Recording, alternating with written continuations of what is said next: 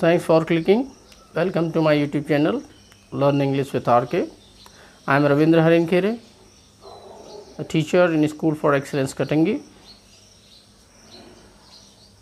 Viewers, learners and students, we discussed about simple present tense, its structure and identification in Hindi in the previous video.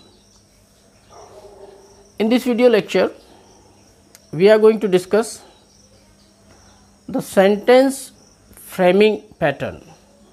Sentence means interrogative sentences that begin with WH word.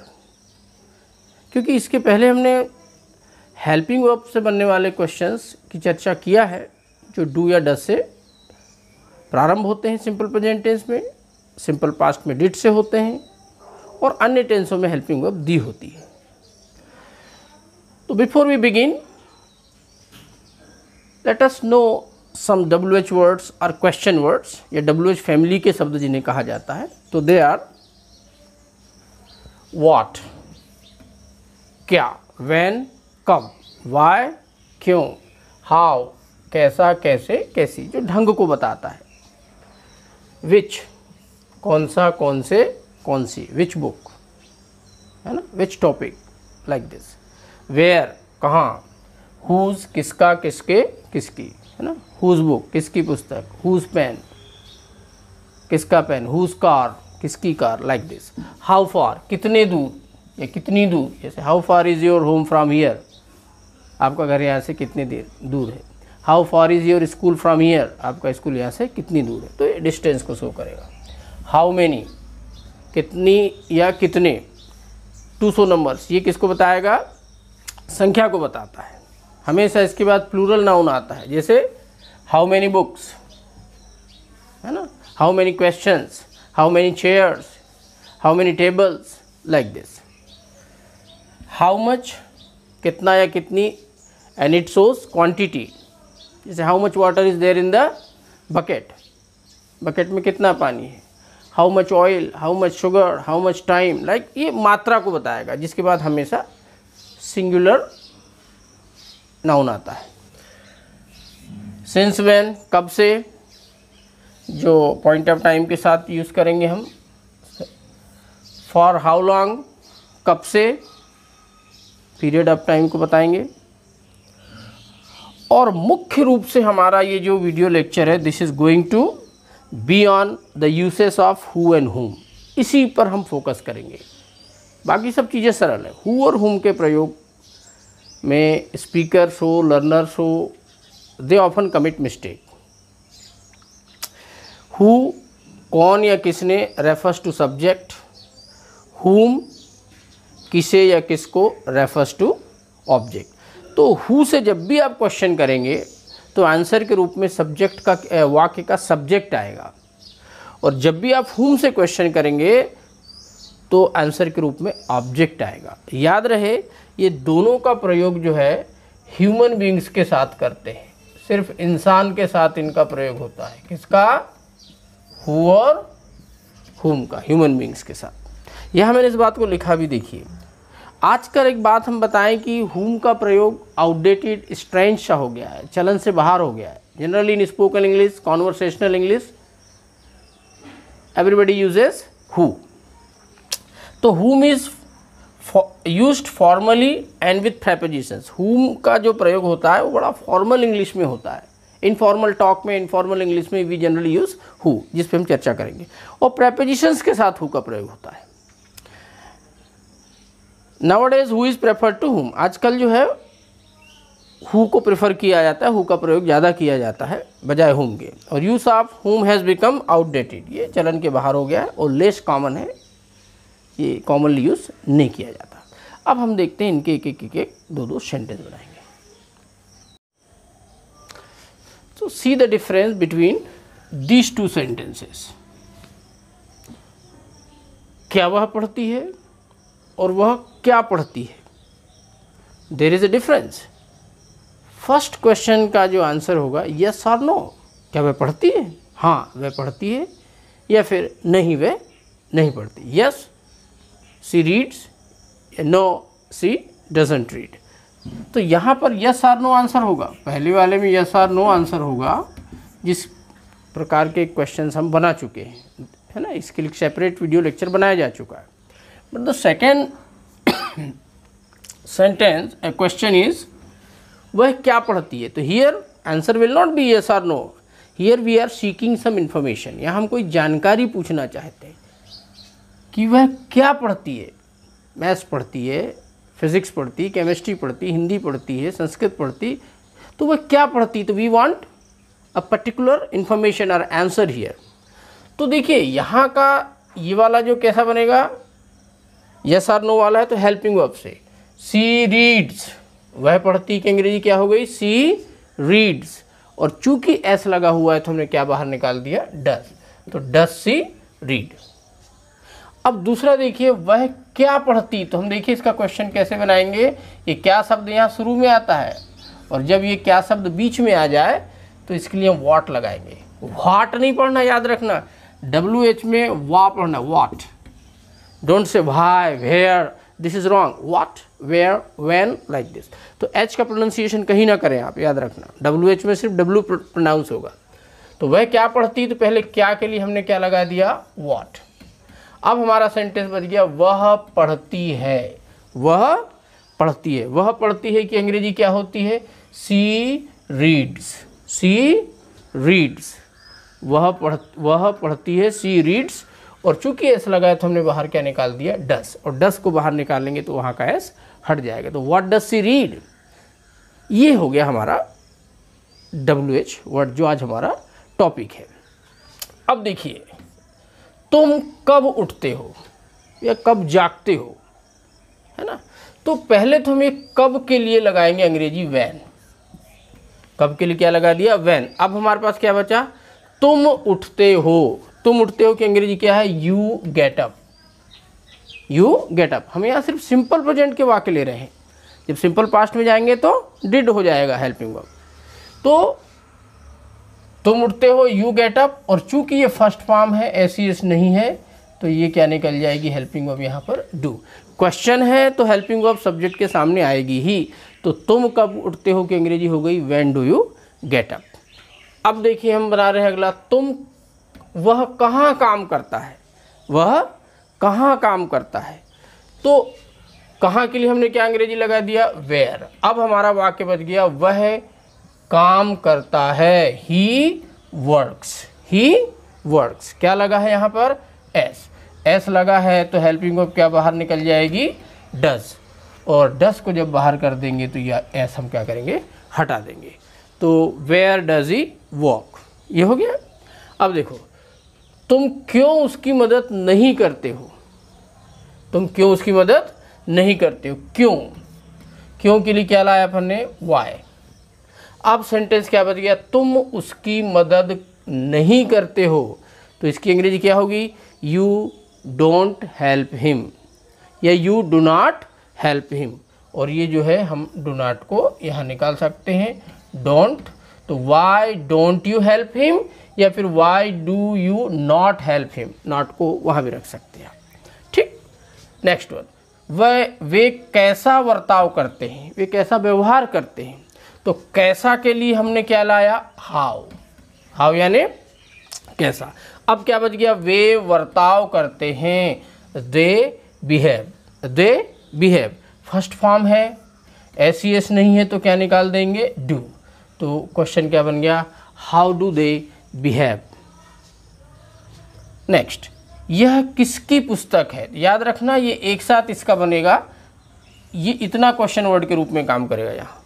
किसकी पुस्तक, whose book, किसकी पुस्तक, whose book. अब क्या बच गया, यह है, दिस इज, तो इज सामने आ जाएगा, हुज बुक इज दिस। तुम्हारा भाई कौन सा गीत गाना चाहता है, तुम्हारा भाई कौन सा गीत गाना चाहता है। सबसे पहले हम इसकी अंग्रेजी बनाएंगे, कौन सा गीत, विच सॉन्ग, जिसकी हमने चर्चा बताया है कि, है ना, विच यानी कौन सा, कौन से, कौन सी, तो कौन सा गीत, विच सॉन्ग। अब हमारे पास वाक्य क्या बच गया, तुम्हारा भाई गाना चाहता है, your brother wants to sing, singular number है योर ब्रदर, तो your brother wants to sing, चूंकि इंट्रोगेटिव है तो ये वाला यहाँ एस लगा है, इसलिए हम हेल्पिंग वर्ब क्या निकाल देंगे, डज, और डज निकल जाएगा तो ये एस हट जाएगा। तो क्या बन गया, which song does your brother want to sing. अब देखो हम हाउ मेनी और हाउ मच पे आ रहे हैं। कभी भी याद रखना हाउ मेनी और हाउ मच के साथ वो नाउन जरूर आएगा जिसकी हम चर्चा करते हैं। तो तुम उसके चाचा कितनी भाषाएं जानते हैं, तो कितनी भाषाएं, इसकी अंग्रेजी एक साथ पहले बनाएंगे हम, how many languages, how many languages, कितनी भाषाएं। अब क्या बच गया, उसके चाचा जानते हैं, his uncle knows, his uncle singular है तो एस लगेगा, हिज अंकल नोज, एस होने के कारण हेल्पिंग वर्ब क्या निकल जाएगी, डज, और डज को निकाल देंगे तो ये एस हट जाएगा। तो how many languages does his uncle know. अगला वाला, तुम एक बार में कितना पानी पीते हो। देखिए एक बार जो है ना कि इडियमेटिक यूज़ है, इडियम है एक, इन वन गो कहा जाता है, एक बार में, इन वन गो या एट अ टाइम और इन वन गो। तो देखिए कितना पानी, पहले इसकी अंग्रेजी हो जाएगी how much water. How many languages, how many के बाद क्या आएगा, संख्या सूचक नाउन आएगा जो प्लूरल में होगा, और हाउ मच के बाद हमेशा अनकाउंटेबल नाउन आता है और सिंगुलर होता है। तो हाउ मच वाटर, कितना पानी। अब क्या बच गया, तुम एक बार में पीते हो, यू ड्रिंक इन वन गो। वैसे ड्रिंक का प्रयोग थोड़ा सा वाइन के संदर्भ में होता है, रिफाइंड लैंग्वेज में टेक का प्रयोग करना चाहिए। तो how much water you take in one go या you drink in one go. पर देखिए ड्रिंक क्या है, फर्स्ट फॉर्म है, एस नहीं है, तो डू निकाल देंगे, और जब डू निकालते हैं तो वो V1 में कोई फ़र्क नहीं पड़ता। तो how much water do you drink और do you take in one go. तो ये हमने एक एक जो लिया WH वर्ड के बारे में, और हमारा आज का जो मेन फोकस है जो हु और हुम के प्रयोग पर है, जिसमें अक्षर गलती होती, तो I want you to lay special emphasis on it if you want to get the clear concept. So see here, now we are framing sentences beginning with who or whom. इसके लिए पहले इस वाक्य को समझो आप। मोहन सतीश को दंडित करता है, पनिश करना। तो देखिए इसकी अंग्रेजी क्या हो गई, मोहन पनिशेस सतीश। मोहन ये क्या हुआ, सब्जेक्ट, और सतीश क्या हुआ, ऑब्जेक्ट, है ना, सब्जेक्ट वर्ब ऑब्जेक्ट। सब्जेक्ट क्या होता है, हु डज एक्शन, जो कार्य करता है, एंड ऑब्जेक्ट क्या होता है, हु रिसीव्स एक्शन, जिस पर कार्य किया जाता है ना, वर्ब का जिस पर असर पड़ता है। तो मोहन यहाँ पनिश कर रहा है, और पनिशमेंट का कार्य किस पर हो रहा है, सतीश के ऊपर, देयरफॉर सतीश इज ऑब्जेक्ट। अब देखो हम यहाँ से सेंटेंस बना रहे हैं, क्वेश्चन बनाते हैं। देखो, कौन सतीश को दंडित करता है, कौन सतीश को पनिश करता है। तो आंसर क्या आएगा बताओ इसका, मोहन।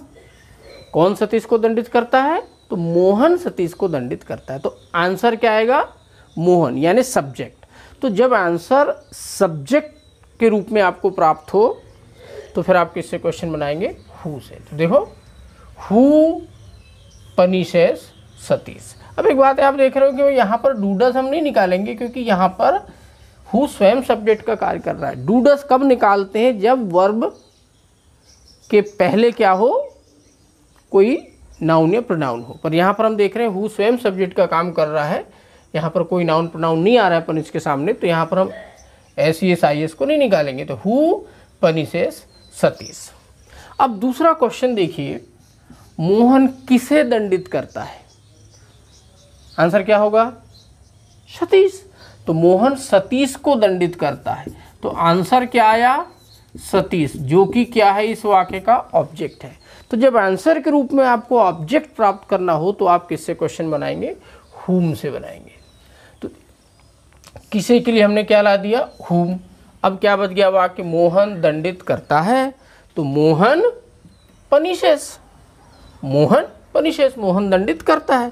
पर चूंकि ये क्वेश्चन है और यहाँ पर क्या आया हुआ है, ES आया हुआ है, तो हम क्या निकाल देंगे, यहाँ पर डज निकाल देंगे हेल्पिंग ऑफ सामने, और यहाँ का ES हट जाएगा। तो whom डज मोहन पनिश। अब एक बहुत अच्छी बात हम ये बता रहे हैं कि हम whom के स्थान पर who का प्रयोग भी कर सकते हैं, जो ज़्यादा अच्छा माना जाता है। Nowadays who is preferred to whom, तो यहाँ हम इसको इस तरह भी बोल सकते थे और ज़्यादा अच्छा है बोलचाल में, who does Mohan punish. whom does Mohan punish, ये थोड़ा सा जब हमको whenever we are going to write any article or something like that, तो रिटर्न इंग्लिश में चलता है, पर स्पोकन में तो आप who का प्रयोग करें, ज़्यादा अच्छा लगता है। और दूसरा एक सेंटेंस हमने लिया, देखो, मिस्टर शर्मा हमें पढ़ाते हैं, तो mister Sharma teaches us, ES लगेगा, सिंगुलर है इसलिए, तो ये मिस्टर शर्मा हो गया सब्जेक्ट और अस हो गया ऑब्जेक्ट। अब फिर देखिए हम क्वेश्चन में आते हैं, कौन हमें पढ़ाते हैं, तो आंसर क्या आएगा, मिस्टर शर्मा यानी सब्जेक्ट। तो सब्जेक्ट के रूप में यदि हमें आंसर मिल रहा है तो हम किससे क्वेश्चन बनाएंगे, हु, तो हु टीचेस अस। देखिए हु स्वयं यहाँ सब्जेक्ट का काम कर रहा है, इसलिए हमने ये इसको नहीं हटाया। अब मिस्टर शर्मा किसे पढ़ाते हैं, तो देखो आंसर क्या आएगा, हमें, क्या आएगा, हमें, और हमें क्या हो गया इस वाक्य का ऑब्जेक्ट। तो जब ऑब्जेक्ट के रूप में हमें आंसर प्राप्त करना हो तो हम किससे क्वेश्चन बनाएंगे, हुम से। तो देखो किसे के लिए हमने क्या ला दिया, हुम। हु और हुम का प्रयोग सिर्फ इंसान के साथ होता है, तो किसे के लिए हमने हुम ला दिया। देखो अब क्या बन गया सेंटेंस, मिस्टर शर्मा पढ़ाते हैं, मिस्टर शर्मा टीचर्स। चूंकि यहाँ पर क्या लगा हुआ है, ईएस लगा है, तो हम यहाँ पर डस को बाहर ला देंगे और ये ईएस यहाँ का हट जाएगा, इसको सामने ला देंगे। तो हुम डज मिस्टर शर्मा टीच, ये हो गया मिस्टर शर्मा किसे पढ़ाते हैं इसकी अंग्रेजी। अब जो और एक बात, हम यहाँ पर चाहें तो हु का प्रयोग भी कर सकते हैं, ये यानी हम एक्चुअली हु का ऑब्जेक्टिव केस है हुम, परंतु आजकल हु के ऑब्जेक्टिव केस के रूप में स्वयं हु को भी प्रयोग किया जा सकता है, तो यहाँ हम हु का प्रयोग भी कर सकते थे, जो ज़्यादा अच्छा लगता है बोलने में। तो हुम डज मिस्टर शर्मा टीच ना कहे कि हम बोल सकते हैं who does mister Sharma teach, यानी हुम के स्थान पर हु का प्रयोग किया जा सकता है, परंतु एज सब्जेक्ट हु के स्थान पर हुम का प्रयोग नहीं किया जा सकता। अब जिसकी हम चर्चा कर रहे हैं विशेष प्रकार के वाक्य हैं, देखो, वे किसके साथ खेलते हैं, किसके साथ, अपने दोस्तों के साथ, है ना, अपने सहपाठियों के साथ, तो विथ हुम, किसके साथ, विथ हुम, ये हो गई इसकी अंग्रेजी। किसके साथ की अंग्रेजी क्या हो गई, विथ हुम। अब बच गया वे खेलते हैं, दे प्ले, फर्स्ट फॉर्म है, SES नहीं लगा तो डू आ जाएगा यहाँ पर सब्जेक्ट के सामने, with whom do they play. अब देखिए यदि आप यहाँ पर हुम के स्थान पर हु का प्रयोग करना चाहते हैं तो अब आपको क्या करना पड़ेगा, देखिए आपने हुम के स्थान पर हु का प्रयोग करना चाहते हैं जैसे ऊपर किया है, तो अब ये जो है ये प्रेपोजिशन यहाँ नहीं रहेगा, प्रेपोजिशन अंत में चला जाएगा। तो देखिए हुम के स्थान पे हु लाया, हु डू दे प्ले, और ये जो विथ है पीछे चला जाए। ये आप ऐसा नहीं कह सकते with who do they play, wrong, who do they play with. तो जब भी ये प्रेपोजिशन है, विथ है, फ्रॉम है, टू है ना, एट है, ये सब पीछे चले जाते हैं जब हु के साथ हम बिगिन करना चाहते हैं। तो इसी तरह एक अंत वाला वाक्य हम ले रहे हैं, वह किससे सलाह लेती है, वह किससे सलाह लेती है, किससे, तो फ्रॉम हुम, ठीक बोलेंगे ना, वह मुझसे सलाह लेती है, अपने शिक्षक से सलाह लेती है, तो से फ्रॉम, तो किससे, फ्रॉम हुम, और वह सलाह लेती है, सी टेक्स एडवाइस, सी टेक्स एडवाइस। तो यहाँ पर ईएस लगा है तो हम ये क्या निकाल देंगे, यहाँ पर डज निकाल देंगे और ये यहाँ का एस हट जाएगा। और यदि अब आप जो है हुम के स्थान पर हु का प्रयोग करना चाहते हैं तो हु, ये फ्रॉम पीछे चला जाएगा, who does she take advice, और ये फ्रॉम पीछे आएगा, हु के साथ नहीं रहेगा ये, तो है ना, from whom does she take advice या who does she take advice from.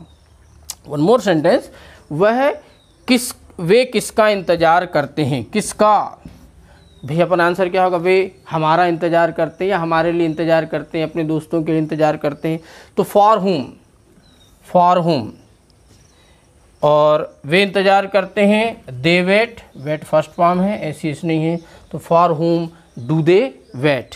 या इसको हम यदि हु, यहाँ पर हम हुम के स्थान पर हु का प्रयोग करना चाहते हैं तो who do they wait, who do they wait, और ये फॉर कहाँ जाएगा, पीछे चला जाएगा, है ना, फॉर हु नहीं कह सकते। तो व्यूअर्स, मुझे पूरी उम्मीद है आपको सारी मेरी बातें समझ आ गई होंगी। यदि ऐसा है तो I am very happy. Once again I ask you to subscribe my channel और अपने फ्रेंड्स रिलेटिव्स से इसे शेयर भी करें और लाइक ज़रूर करें। Thank you very much.